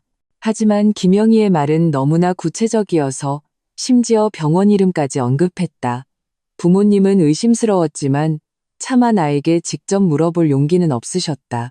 그런 민감한 문제를 딸이 가족에게 말하기 어려웠을 수도 있다고 생각하셨기 때문이다. 그래서 우리 부모님은 조용히 이 사실을 받아들이고 내 예단을 다시 계획하기 시작하셨다. 원래 준비하셨던 예단도 적지 않았지만 김영희의 암시에 따라 훨씬 더 많은 것을 추가하셨다. 집 계약금은 원래 3억 원에서 8억 원으로 늘어났고 차도 원래 3천만 원 예산에서 바로 7천만 원짜리로 사주셨다. 그 외에도 각종 가구, 가전제품, 보석, 현금까지 합쳐 2억 원이 훌쩍 넘었다. 평범한 직장인이셨던 우리 부모님께는 거의 모든 저축을 쏟아부은 금액이었고 심지어 아빠는 몰래 친구에게 5천만 원을 빌리기까지 하셨다. 결혼할 때 나는 이 모든 사실을 전혀 몰랐다. 그저 부모님께서 풍족한 예단을 준비해 주셨다는 것에 감동하며 내 결혼에 큰 기대를 걸고 계신다고만 생각했다. 민준이가 태어난 후 어느 날 엄마가 손주를 안고 계시다가 갑자기 눈물을 쏟으셨다. 이유를 묻자 그제야 당시의 전화 내용을 전부 털어놓으셨다. 서연아, 엄마 그때 정말 겁먹었었어. 엄마는 빨개진 눈으로 말씀하셨다. 네 시어머니가 네게 부인과 병이 있어서 아이를 못 낳을 거라고 하더구나. 너와 아빠는 그래서 그렇다면 예단을 더 많이 줘서 네가 시댁에서 기죽지 않게 해야겠다고 생각했어. 그런데 그게 거짓말일 줄은 몰랐지. 우리 민준이가 이렇게 건강하고 예쁜데 너는 아무 병도 없었잖니? 그 순간 나는 손에 들고 있던 젖병을 떨어뜨릴 뻔했다. 김영희가 그렇게 비열한 수단으로 우리 집 돈을 뜯어냈을 줄은 상상도 못했다. 그리고 우리 부모님께서 그 거짓말 때문에 그렇게 큰 경제적 압박을 견뎌내셨을 줄은. 나는 즉시 이 사실을 확인했다. 친구를 통해 알아본 결과 김영희가 말한 그 병원 친구는 아예 존재하지 않는 인물이었다. 그녀는 더 많은 예단을 받아내기 위해 완전히 허구의 이야기를 꾸며낸 것이었다.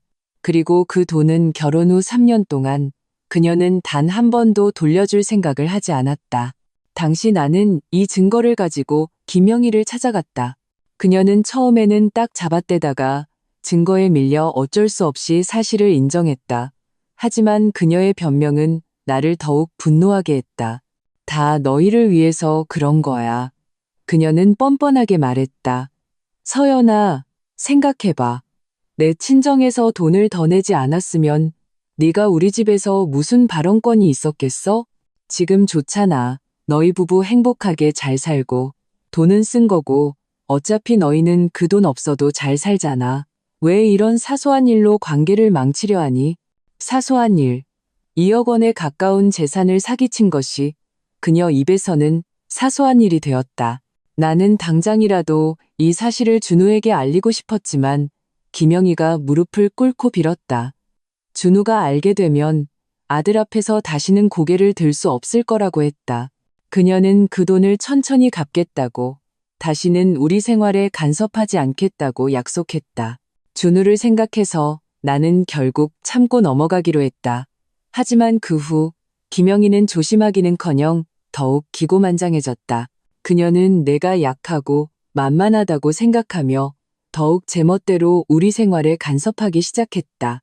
그리고 오늘 그녀는 다시 한번 내 마지막 선을 넘었다. 나는 병원 주차장에 차를 세우고 깊은 숨을 내쉬었다. 이제 모든 진실을 밝힐 때가 왔다. 이 비밀, 나는 충분히 오래 간직했다. 링체이, 병원에서 돌아오니 밤 9시가 넘었다. 시아버님의 수술비 5천만 원은 병원 원무과에 직접 납부했다. 수술은 다음 주 월요일로 잡혔고 주치의는 성공률이 매우 높다고 했다. 집 문을 열자 거실은 이상할 정도로 조용했다. 준우 혼자 소파에 앉아 있었고 앞 테이블에는 이미 식어버린 차가 놓여 있었다.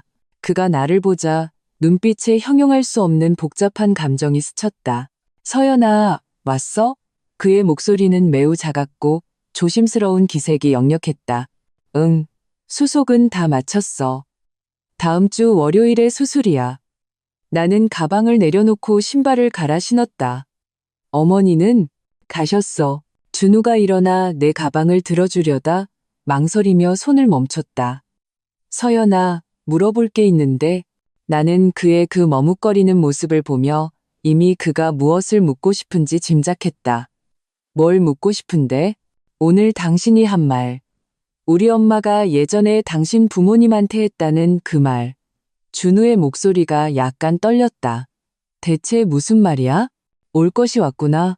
나는 속으로 한숨을 쉬고 맞은편 소파에 앉았다. 박준우, 어떤 일들은 원래 말하고 싶지 않았어. 무서워서가 아니라 그래도 부부의 정을 생각해서. 하지만 오늘 당신 어머니가 다시 한번 내 마지막 선을 넘었어. 그래서 당신도 진실을 알 권리가 있다고 생각해. 준우의 얼굴이 더욱 창백해졌다. 대체 무슨 일인데? 나는 그의 눈을 보며 또박또박 말했다. 3년 전 우리 결혼하기 전에 당신 어머니가 우리 부모님께 전화를 하셨어. 그리고 말씀하셨지. 내게 심각한 부인과 질환이 있어서 아이를 못 낳을 수도 있다고. 병원 친구한테 들은 이야기라면서 내가 충격받을까봐 나한테는 말하지 말아달라고 하셨대. 그러면서 그런 상황이니 우리 집에서 예단을 더 많이 준비해서 당신 집에 보상을 해야 한다고 암시하셨어. 준우의 눈이 점점 커지고 입이 살짝 벌어졌다. 마치 자신이 들은 말을 믿을 수 없다는 듯이. 뭐라고? 엄마가 어떻게 그럴 리가 없다고? 직접 가서 물어봐. 나는 계속해서 말했다. 그 거짓말 때문에 우리 부모님은 예단을 1억 원 이상 더 준비하셨어. 집 계약금은 3억에서 8억이 됐고 차는 3천만 원짜리에서 7천만 원짜리가 됐지. 우리 아빠는 심지어 친구한테 5천만 원을 빌려서 그 돈을 맞추셨어. 이 모든 게 당신 어머니가 꾸며낸 거짓말 하나 때문이었어. 준우의 몸이 떨리기 시작했다. 그가 벌떡 일어나 거실을 서성거렸다. 아니야, 그럴 리 없어. 엄마는 그럴 사람이 아니야. 박준우. 나는 조용히 그를 바라봤다. 지금 민준이가 건강하게 뛰어놀고 있는 것 자체가 당신 어머니의 말이 거짓이었음을 증명하는 거야. 그리고 나한테는 증거도 있어. 나는 휴대폰을 꺼내 녹음 파일을 찾았다. 2년 전 내가 당신 어머니와 대질했을 때 그녀가 직접 이 사실을 인정한 녹음이었다. 나는 재생 버튼을 눌렀다. 녹음에서는 김영희의 목소리가 흘러나왔다. 그래, 그래. 내가 인정하면 될 거 아니야. 그때 내가 꾸며낸 거 맞아. 병원 친구도 없고 부인과 질환도 없었어. 다 너희를 위해서 그런 거 아니니. 내 친정에서 돈을 더 내지 않았으면 네가 우리 집에서 무슨 대우를 받았겠어? 지금 너희 잘 살고 있잖아. 녹음이 끝나자 거실에는 죽음 같은 정적이 흘렀다. 준우는 마치 모든 기운을 잃은 듯 소파에 털썩 주저앉았다. 그는 두 손으로 머리를 감싸쥐고 목소리가 잠겨 있었다. 우리 엄마가 어떻게 이런 짓을. 이게 끝이 아니야. 나는 말을 이었다. 그녀는 그 돈을 천천히 갚겠다고 약속했지만 3년이 지난 지금까지 단 한 푼도 갚지 않았어. 오히려 더 심해졌지. 우리 생활에 간섭하고 오늘처럼 사람들 앞에서 나를 모욕하고 퇴사를 강요했어. 박준우, 말해봐. 이런 시어머니를 내가 어떻게 존중해야 해? 이런 가정을 내가 왜 계속 참아야 하냐고? 준우가 고개를 들었다. 눈이 새빨갰다. 서연아, 미안해. 내가 몰랐어. 정말 몰랐어. 몰랐다고? 나는 차갑게 웃었다. 그럼 3년 동안 그녀가 내 앞에서 그렇게 기고만장했던 것도 몰랐어? 그녀가 몇 번이고 나를 모욕하고 깎아내릴 때 당신은 못 본 척했잖아. 박준우, 당신은 몰랐던 게 아니야. 모르는 척했던 거지. 모르는 척하는 게 당신한테는 가장 편했으니까. 엄마한테 밉보일 필요도 없고 아내를 지켜줄 필요도 없으니까. 당신은 그저 그 자리에 앉아서 좋은 사람인 척 중재만 하면 됐으니까. 준우는 내 말에 고개를 들지 못했다. 눈물이 마침내 참지 못하고 떨어졌다.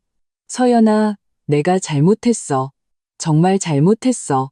너 혼자 이런 일을 겪게 해서는 안 됐는데.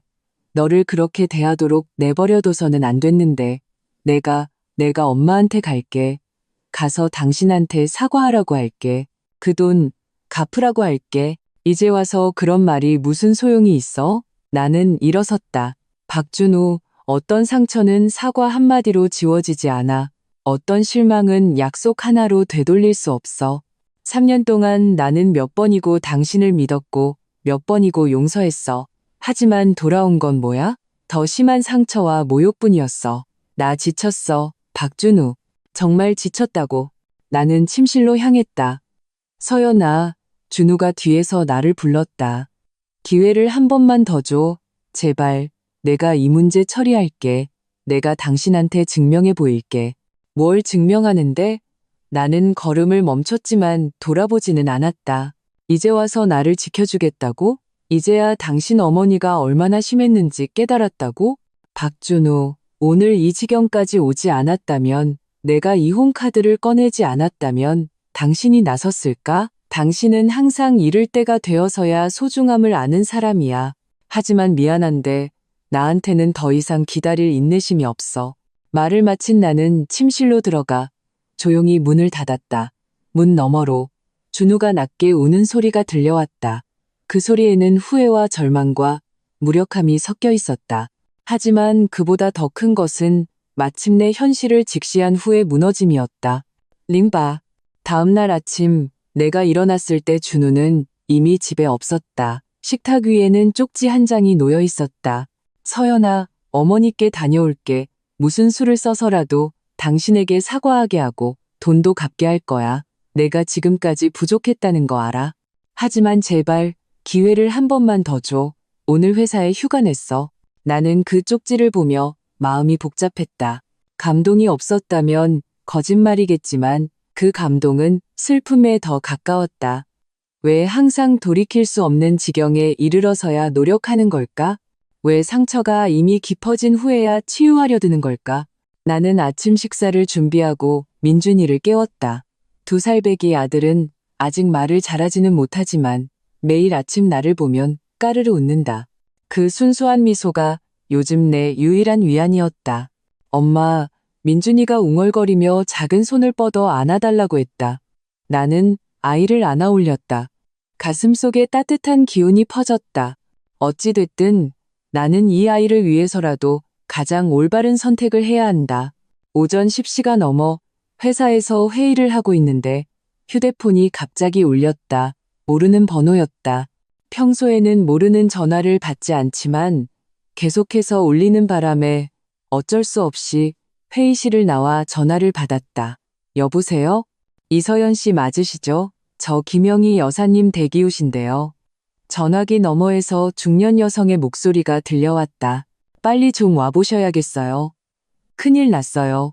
나는 가슴이 철렁했다. 무슨 일이세요? 준우 씨가 어머니랑 크게 싸우더니 김영희 여사님이 쓰러지셨어요. 방금 구급차가 와서 병원으로 모셔갔어요. 준우 씨도 병원에 있긴 한데 지금 제정신이 아니에요. 나는 급히 팀장님께 양해를 구하고 병원으로 차를 몰았다. 응급실 앞에서 준우를 발견했다. 그는 의자에 앉아 두 손으로 얼굴을 감싸준 채 온몸을 떨고 있었다. 준우 씨, 내가 다가가자 그가 고개를 들었다. 눈은 빨갛게 부어 있었고 눈빛에는 죄책감과 고통이 가득했다. 어떻게 된 거야? 서연아, 나 어머니랑 단판을 지었어. 어제 녹음 파일을 들려드리고 왜 당신한테 그랬냐고 따졌어. 그래서 처음에는 부인하시다가 나중에는 다 지난 일이니 꺼내지 말라고 하시더라. 그래서 내가 안 된다고 반드시 사과하고 돈도 갚아야 한다고 했어. 그랬더니 울면서 소리치시더라. 힘들게 키워놨더니 이제 마누라 때문에 어미도 버린다고. 이건 그런 문제가 아니라 옳고 그름의 문제라고 했어. 준우의 목소리가 점점 더 흐느낌에 잠겼다. 그러더니 내가 정당신 편을 들 거면 차라리 죽어버리겠다고 하셨어. 살아봤자 짐만 된다고. 나도 너무 화가 나서 심한 말을 해버렸어. 무슨 말을 했는데? 내가 물었다. 내가 정말 그렇게 생각하시면 그냥 죽으시라고. 해버렸어. 준우가 고통스럽게 눈을 감았다. 어머니의 그런 도덕적 협박, 무리한 요구, 이제 지긋지긋하다고 했어. 이제부터 내게는 서연이밖에 없다고 마음대로 하시라고 했어. 그랬더니 갑자기 쓰러지셨어.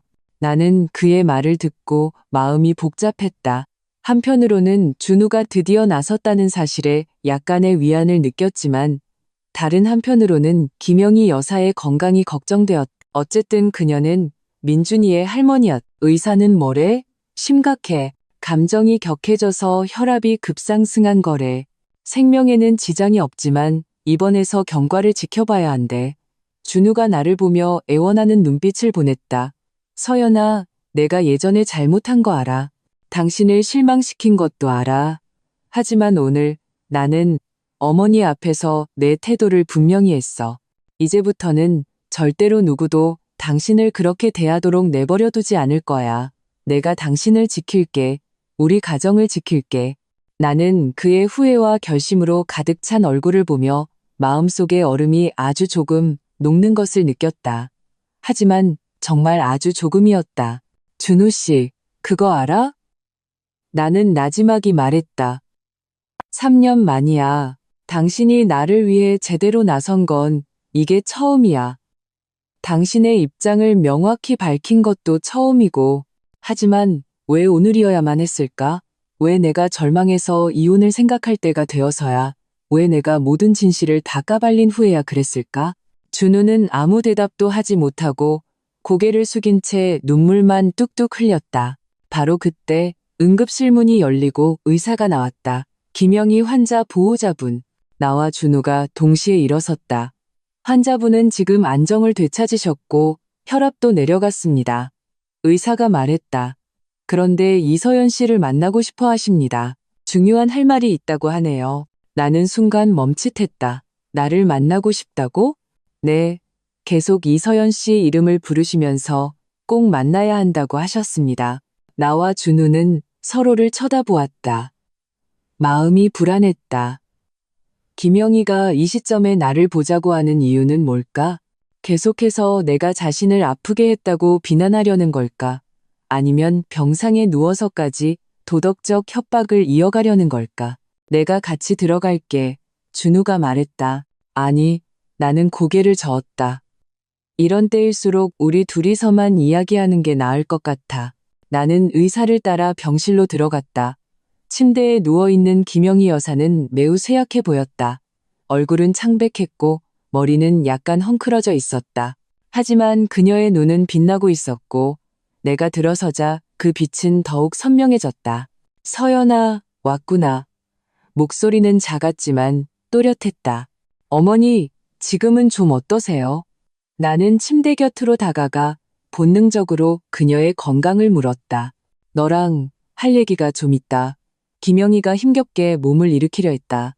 나는 얼른 그녀가 베개에 잘 기댈 수 있도록 부축했다. 말씀하세요. 김영희는 나를 쳐다봤다. 눈빛에는 내가 한 번도 본 적 없는 복잡한 감정이 담겨 있었다. 서연아, 내가 너한테 사과하고 싶다. 이 말에 나는 깜짝 놀랐다. 김영희가 스스로 내게 사과할 줄은 꿈에도 몰랐다. 왜, 갑자기, 준우가 아까 나한테 한 말들이 나를 정신 차리게 했다. 김영희의 눈가가 촉촉해졌다. 그 애가 내가 변하지 않으면 정말로 이 어미를 안 보겠다고 하더구나. 내가 정말 틀렸을지도 모른다는 생각이 처음으로 들었어. 그녀는 잠시 말을 멈추고 계속했다. 서연아, 내가 인정할게. 예전에 내가 네 부모님을 속였어. 내게 부인과 병이 있다는 거짓말을 꾸며냈어. 그저 예단을 좀 더 받고 싶어서 그랬어. 어차피 너희 집 형편도 좋으니 조금 더 받아도 괜찮을 거라고 생각했어. 그리고 네가 우리 집에서 더 대우받기를 바라는 마음도 있었고. 하지만 내 방법이 틀렸어. 속여서는 안 됐어. 나는 조용히 듣고만 있었다. 지난 3년간 내게 대한 내 태도도 잘못됐어. 김영희는 계속해서 말했다.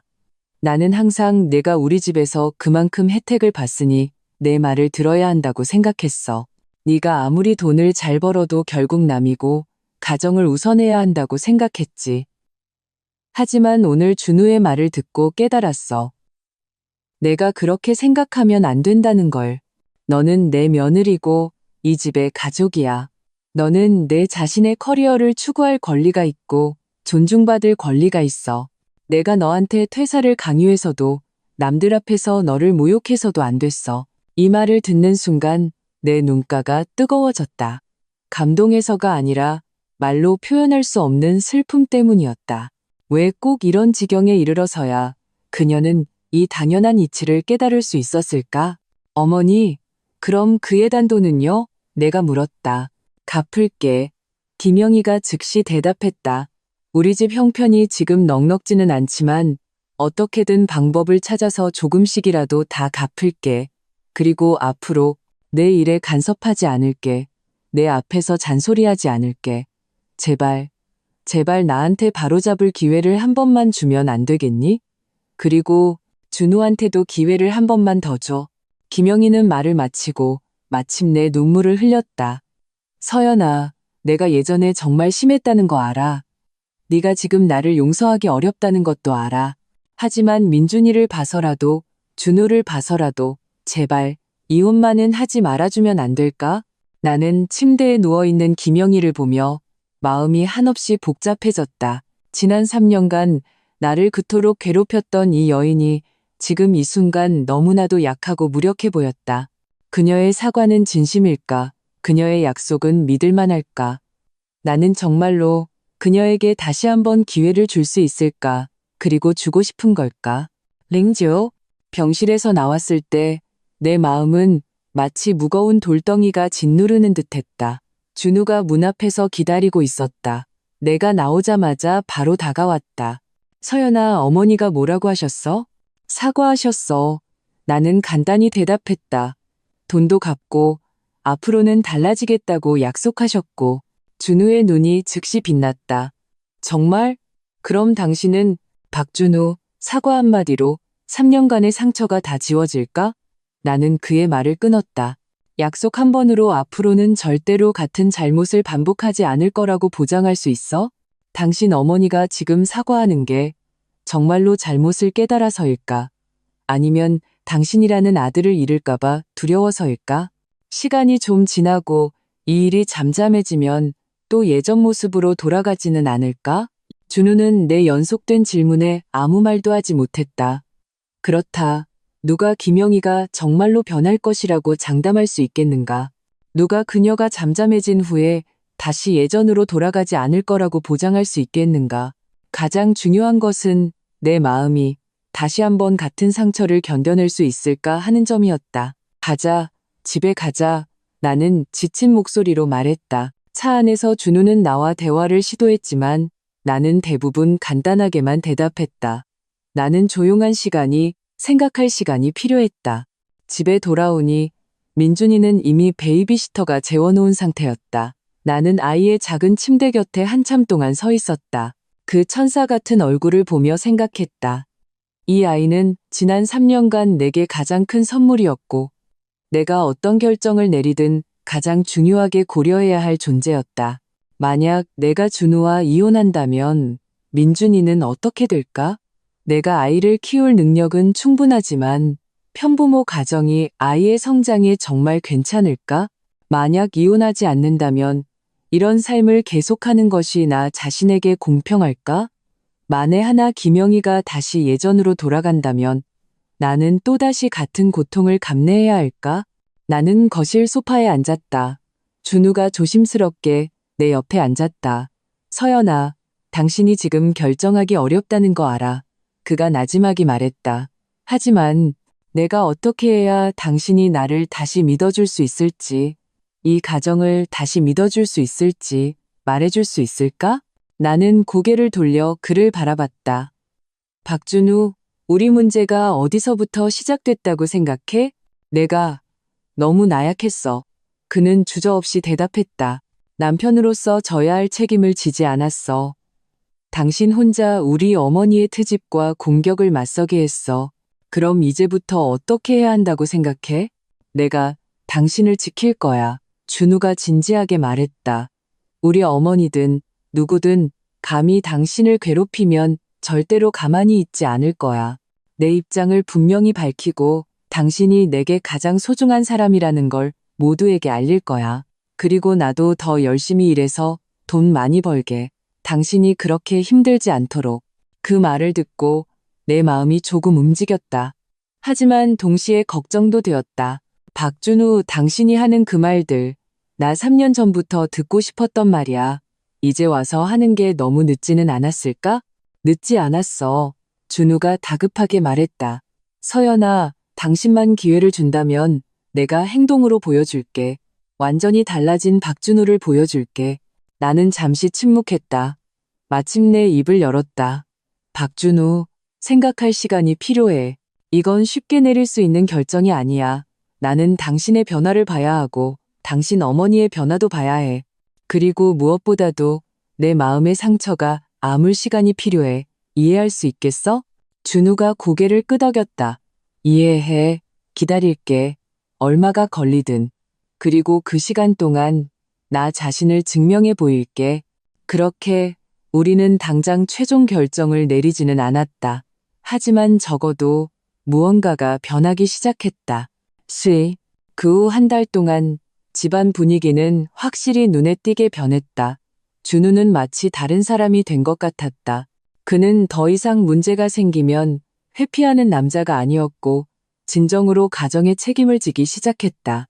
김영희 여사도 퇴원 후에는 많이 조용해졌다.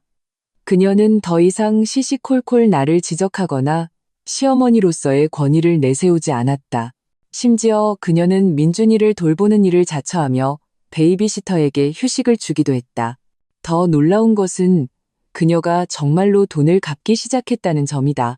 비록 매달 200만 원씩이었지만 그녀는 분명히 노력하고 있었다. 서연아, 이게 이번 달 돈이다. 김영희 여사가 내게 돈을 건넬 때 표정은 약간 어색했지만 태도는 진지했다. 어머니, 몸도 챙기셔야죠. 너무 무리하지 마세요. 나는 돈을 받으며 복잡한 심경을 느꼈다. 무리하는 거 아니야. 이건 내가 해야 할 일이야. 그녀가 고개를 저었다. 서연아, 네가 아직 나를 완전히 용서하지 못했다는 거 알아. 하지만 내가 천천히 증명해 보일게. 준우의 변화는 더욱 나를 놀라게 했다. 예전에는 퇴근하면 소파에 누워 휴대폰만 보던 그가 이제는 집안일을 돕고 민준이와 놀아주는 것을 자처했다. 더 중요한 것은 그가 밖에서 나를 명확하게 옹호하기 시작했다는 점이다. 지난 주말 우리는 그의 대학 동기 모임에 갔다. 식사 중에 누군가 농담으로 말했다. 준우야, 아내가 너보다 돈을 훨씬 많이 버는데 부담되지 않아? 예전에 준우라면 분명히 당황하며 애매한 말을 했을 것이다. 하지만 이번에는 단호하게 대답했다. 나는 내 아내가 자랑스러워. 그렇게 능력 있는 게 내 복이지. 그리고 부부는 원래 서로 지지해주는 거잖아. 누가 더 많이 버는지는 중요하지 않아. 우리가 함께 노력하는 게 중요한 거지. 그 순간 나는 정말로 마음이 따뜻해지는 것을 느꼈다. 시아버님의 수술도 성공적으로 끝났다. 내가 병원에서 간호할 때 그는 내 손을 잡고 눈물을 글썽이며 말했다. 서연아, 이번에 정말 내 덕분이다. 네가 돈을 내주지 않았으면 나 이 늙은 목숨은 이미 끝났을 거야. 아버님, 제가 해야 할 일인걸요. 푹 쉬시고 아무 걱정 마세요. 내가 안다. 영희가 예전에 너한테 못되게 굴었지. 나도 시아버지로서 그걸 바로잡지 못했어. 시아버님이 죄책감 어린 표정으로 말했다. 하지만 서연아, 민준이를 봐서라도 우리에게 기회를 한 번만 더 주면 안 되겠니? 이 쇠약한 노인을 보며 내 마음속의 미움이 조금 더 사라졌다.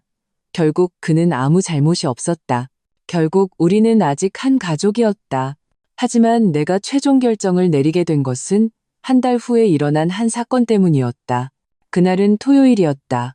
나는 집에서 민준이의 장난감을 정리하고 있었다. 갑자기 아래층에서 다투는 소리가 들렸다. 창밖을 내다보니 김영희 여사가 아래층 이웃 아주머니와 싸우고 있었다. 그 이웃 아주머니는 평소에도 입이 험하고 사람 속 긁는 말을 자주 했다. 영희 씨, 댁의 며느리 준우랑 이혼한다면서요? 이웃 아주머니가 일부러 큰 소리로 말했다. 듣자 하니 밖에서 남자가 생겨서 집에 들어오기 싫어한다던데. 우리 준우 씨 정말 불쌍하네. 그런 며느리를 얻어서. 예전에 김영희라면 이런 말을 듣고 동조하거나 심지어 말을 보탰을지도 모른다. 하지만 이번 그녀의 반응은 나를 깜짝 놀라게 했다. 당신 무슨 말을 그렇게 함부로 해? 김영희 여사가 버럭 소리쳤다. 우리 며느리는 그런 사람 아니야. 여기서 헛소문 퍼뜨리지 마.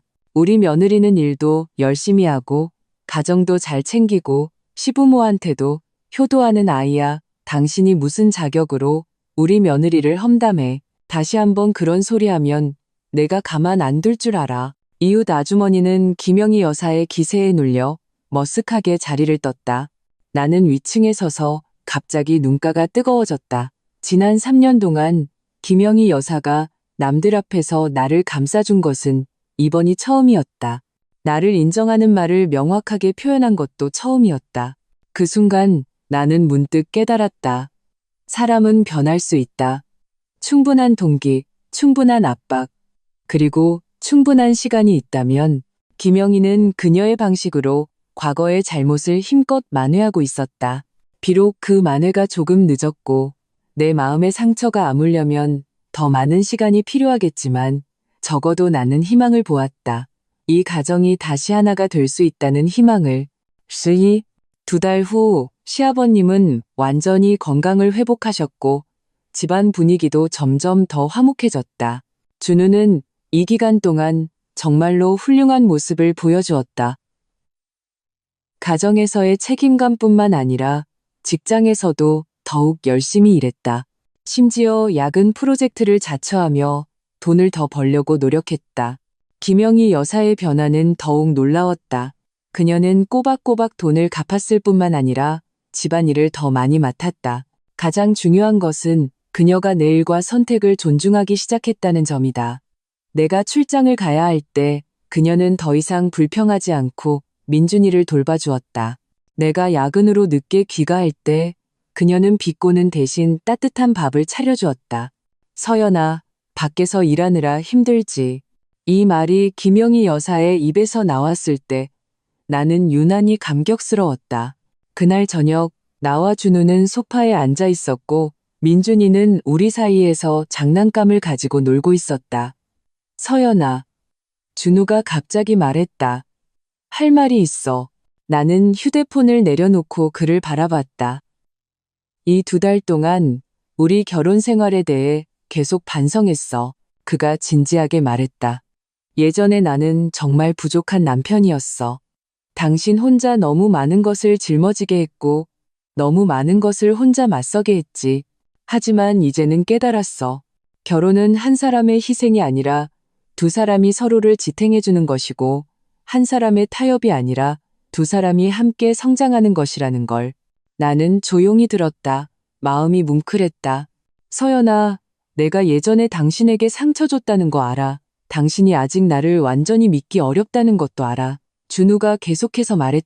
하지만 나에게 정식으로 기회를 한 번만 더 주면 안 될까? 우리 결혼 생활이 다시 시작될 기회를. 약속할게. 이제부터는 내가 당신의 가장 든든한 버팀목이, 가장 따뜻한 안식처가 될게. 말을 마친 그는 주머니에서 작은 상자를 꺼냈다. 상자를 열자 그 안에는 섬세한 다이아몬드 반지가 있었다. 서연아, 우리가 결혼한 지 3년이 지났지만 우리에게는 새로운 시작이 필요하다고 생각해. 나랑 다시 한번 결혼해 줄래? 우리의 사랑을 다시 한번 믿어줄래? 그 반지를 보며 나는 눈물을 참을 수 없었다. 슬퍼서가 아니라 복잡한 감정이 뒤섞여서였다. 감동과 안도감, 그리고 마침내 빛을 본 것 같은 기쁨. 준우 씨, 그거 알아? 나는 목이 메어 말했다. 이 2달 동안 나는 매일 당신과 어머니의 변화를 지켜봤어. 정말 사람이 변할 수 있을까? 받은 상처가 정말 아물 수 있을까? 깨진 신뢰가 정말 다시 세워질 수 있을까? 계속 생각했어. 이제는 말할 수 있을 것 같아. 가능하다고. 과정은 고통스럽고 시간도 오래 걸리지만 마음만 있다면 분명히 가능하다고. 나는 왼손을 내밀어 준우가 내 약지에 반지를 끼워주게 했다. 응, 박준우. 다시 한번 당신을 믿을게. 우리의 사랑을 다시 믿을게. 하지만 오늘의 이 약속, 오늘의 이 초심을 꼭 기억해줘. 준우는 감격에 겨워 나를 꼭 껴안았다. 그의 눈에서도 눈물이 흘렀다. 고마워, 서연아. 기회를 줘서 정말 고마워. 소중히 할게. 평생을 걸고 소중히 할게. 민준이가 우리가 껴안고 있는 것을 보고 까르르 웃으며 작은 손을 뻗어 우리 어비아티아에 끼어들려고 했다. 그 순간 나는 우리가 정말로 완전한 가족이 된 것 같다고 느꼈다. 1년 후 나는 사무실에 앉아 방금 대형 프로젝트 계약서에 서명했다. 이 프로젝트는 회사에 거의 100억 원의 수익을 가져다 주었고 직장에서의 내 입지도 한층 더 굳건해졌다. 휴대폰이 울렸다. 준우가 보낸 메시지였다. 여보, 축하해. 회사에서 당신이 큰 계약 따냈다는 소식 들었어. 오늘 저녁에 우리 축하 파티하자. 나는 메시지를 보며 나도 모르게 입가에 미소가 번졌다. 지난 1년 동안 준우는 정말로 그의 약속을 지켰다. 그는 가정에서의 책임감이 커졌을 뿐만 아니라 직장에서도 더욱 적극적으로 변했다. 가장 중요한 것은 그가 정말로 나의 가장 든든한 버팀목이 되어 주었다는 점이다. 내가 일 때문에 좌절할 때면 그는 나를 위로해 주었고, 내가 성취를 이룰 때면 그는 나를 위해 진심으로 기뻐해 주었다. 김영희 여사의 변화도 나를 기쁘게 했다. 그녀는 나에 대한 태도를 완전히 바꾸었을 뿐만 아니라 민준이에게 최고의 할머니가 되어 주었다. 더 고마운 것은 그녀가 내 일을 이해하고 지지하기 시작했다는 점이다. 서연아, 넌 밖에서 일하느라 힘드니 집안일은 걱정하지 마라. 이런 말이 김영희 여사의 입에서 나올 때면 여전히 약간 비현실적으로 느껴지기도 했다. 하지만 나는 그 변화가 진실되고 오래 지속될 것임을 알았다. 왜냐하면 그것은 일방적인 타협이 아니라 상호 이해와 존중 위에 세워진 것이기 때문이다. 퇴근해서 집에 돌아오니 집은 화려하게 장식되어 있었다. 나를 위한 축하 파티가 분명했다. 민준이가 내가 들어오는 것을 보고 바로 달려와 내 다리를 껴안았다. 엄마, 엄마, 이제 3살이 된 아들은 말을 아주 잘해서 매일 내게 무수한 놀라움과 기쁨을 안겨준다. 엄마, 할머니가 오늘 엄마 엄청 대단하다고 했어요. 민준이가 웅얼거리며 말했다. 맞아, 엄마는 정말 대단해. 준우가 앞치마를 두른 채 부엌에서 나왔다. 우리 집에는 세상에서 제일 대단한 엄마가 있지. 김영희 여사도 부엌에서 나오며 손에는 요리가 담긴 접시를 들고 있었다. 서연아, 오늘 다니가 좋아하는 반찬으로 준비했다. 어서 손 씻고 밥 먹자. 이 따뜻한 광경을 보며 나는 가슴속에 뭉클한 감정이 솟아올랐다. 이것이 바로 내가 원하던 삶이었다. 나의 타협으로 얻어낸 표면적인 화목이 아니라 상호 존중으로 이뤄낸 진정한 행복. 식사를 하던 중 김영희 여사가 갑자기 말했다. 서연아, 할 말이 있다. 네? 무슨 일이세요? 내가 물었다. 그 예단 돈 말이다. 내가 다 갚았다. 김영희 여사가 약간 멋쩍은 표정으로 말했다. 1년 넘게 걸렸지만 어쨌든 다 갚았어. 어머니, 사실 그렇게까지 안 하셔도. 내가 막말을 하려던 참에 그녀가 말을 끊었다. 아니다. 꼭 갚아야 했어. 김영희 여사가 진지하게 말했다. 그 돈은 원래 내가 부정한 방법으로 얻은 거잖니. 너희에게 돌려주는 게 마땅해. 그리고 이런 방식으로라도 내 사과의 마음을 전하고 싶었다. 내가 진심으로 변하고 싶어 한다는 걸 네가 알아주길 바랐어. 그 말을 듣고 내 마음속의 마지막 앙금마저 사라졌다. 인생이란 이런 것이다. 수많은 우여곡절과 오해와 화해로 가득 차 있다. 중요한 것은 모든 갈등을 피하는 것이 아니라 갈등 후에 올바른 방향을 찾을 수 있는가, 상처받은 후에도 여전히 사랑과 가정을 믿을 의지가 있는가 하는 점이다. 어머니, 감사합니다. 나는 진심으로 말했다. 변해주셔서 감사해요. 그리고 지난 1년 동안 저희를 지지해주셔서 감사해요. 다 한 가족인데 고맙기는. 김영희 여사가 웃었다. 이제 나는 마음 편히 할머니 역할이나 할란다. 너희 젊은이들 일에는 더 이상 참견 안 할게. 준우는 옆에서 우리를 보며 눈에 감사를 가득 담고 있었다. 서연아, 그때 우리를 정말로 포기하지 않아줘서 고마워. 만약 당신이 그때 정말 이혼했다면 우리 가족은 정말로 깨졌을 거야. 그리고 나도 오늘의 변화와 성장은 없었을 거고. 나는 이 가족을 보며 만감이 교차했다. 삶은 우리에게 많은 것을 가르쳐 주었다. 때로는 양보가 나약함을 의미하지 않으며 고집이 강함을 의미하지 않는다는 것을. 진정한 지혜는 언제 고집해야 할지, 언제 용서해야 할지, 언제 자신을 위해 싸워야 할지, 그리고 언제 가정을 위해 헌신해야 할지를 아는 데 있다는 것을. 나는 지금 이 경험을 되돌아보며 종종 생각한다. 만약 그때 내가 정말로 이혼을 선택했다면 지금은 어떤 모습일까? 나는 아마 잘 살고 있을 것이다. 혼자서 살아갈 능력은 충분하니까. 하지만 소중한 것들을 잃었을지도 모른다. 변하려는 의지가 있는 남편, 진심으로 뉘우치는 시어머니, 그리고 완전한 가정 같은 것들. 물론 나는 모든 사람에게 인내하고 타협하라고 권하는 것이 아니다. 각자의 상황은 다르고 각 가정의 문제도 다르다. 어떤 상처는 정말로 용서할 수 없고 어떤 관계는 정말로 회복할 수 없다. 하지만 내가 말하고 싶은 것은 만약 당신의 가족이 정말로 변하려 하고 과거의 잘못을 만회하기 위해 노력하고 있다면 그들에게 기회를 주는 것이 바로 자신에게 기회를 주는 것이고 사랑에게 그리고 가정에게 기회를 주는 것이라는 점이다. 결국 인생은 길고 우리는 모두 끊임없이 배우고 성장한다. 누구나 실수를 하고 누구나 다른 사람에게 상처를 준다. 중요한 것은 실수 후에 진심으로 뉘우칠 수 있는가, 상처를 준 후에 열심히 만회할 수 있는가 하는 점이다. 지금의 나, 여전히 연봉 1억 5천만 원을 받는 커리어우먼이고 여전히 직장에서 치열하게 경쟁하며 여전히 꿈을 위해 노력한다.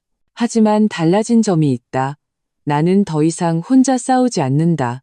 나를 진심으로 지지해주는 남편, 나를 진정으로 존중해주는 시어머니, 그리고 따뜻하고 화목한 가정이 있다. 나는 이것이 최고의 결말이라고 생각한다. 나의 양보로 얻어낸 거짓된 화목이 아니라 상호 존중으로 이뤄낸 진정한 행복. 시아버님의 치료비가 담겨있던 그 은행 카드는 지금도 내 가방 안에 있다. 하지만 그 의미는 완전히 달라졌다. 그것은 더 이상 나의 무기가 아니라 가정에 대한 나의 책임감의 표현이다. 나의 협상 카드가 아니라 가족에 대한 나의 사랑이다. 때때로 삶은 이렇다. 가장 잔인한 방식으로 우리에게 성장을 가르쳐주고 또 가장 부드러운 방식으로 우리에게 희망을 준다. 중요한 것은 어둠 속에서 새벽을 기다릴 의지가 있는가, 겨울 속에서 봄을 믿을 의지가 있는가 하는 점이다. 나는 그때 내가 올바른 선택을 했다는 것에 감사한다. 맹목적인 인내가 아니라 지혜로운 고집을, 원칙 없는 타협이 아니라 선을 지키는 관용을. 이 세상에 완벽한 가정은 없고 완벽한 사람도 없다. 하지만 우리가 노력하고 변하고 믿으려 한다면 분명 자신만의 행복을 만들어낼 수 있을 것이다. 지금의 나처럼 연봉 1억 5천만 원의 나는 더 이상 누구에게도 전업주부가 되라는 강요를 받을 필요가 없다. 왜냐하면 나는 나 자신의 지혜와 고집으로 마땅히 받아야 할 존중과 지위를 쟁취했고 이 가정을 위해 진정한 화합의 길을 찾아냈기 때문이다.